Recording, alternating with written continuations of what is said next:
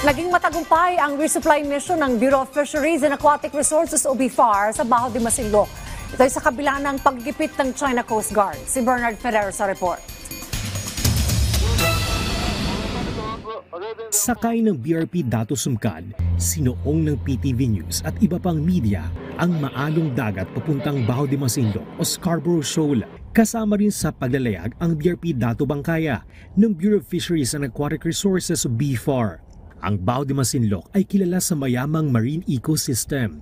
Matatagpuan ito 124 nautical miles mula sa baybayin ng Masinloc, Zambales.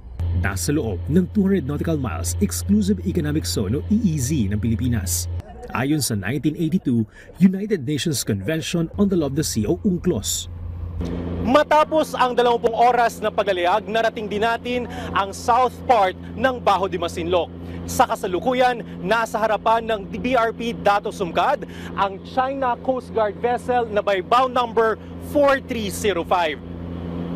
Kwento ng kapitan ng ating barko, bago mag-12 midnight nang sinimulan tayong sundan ng nasabing CCG vessel. Sa paglapit ng aming barko, nagpadala ng radio challenge ang China Coast Guard sa BRP Dato Sumcad. Tumugon ang aming barko para igiit ang routine maritime patrol sa lugar. Ilang sandali lang lumabas sa LED screen ng CCG vessel ang babala. Di nagtagal, binuksan nito ang kanilang water cannon.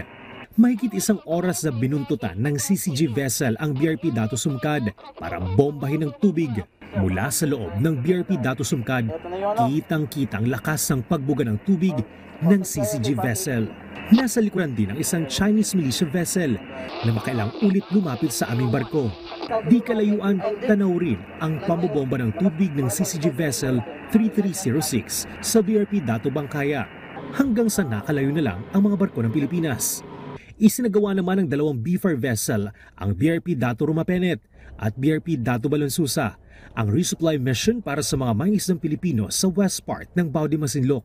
Nagbigay din ng krudo sa mga mangingisda ang BRP Dato Sumcad. Nakabantay naman sa misyong ito ang BRP Teresa Magbanwa ng Philippine Coast Guard. Bernard Ferrer para sa Pambansang TV sa Bagong Pilipinas.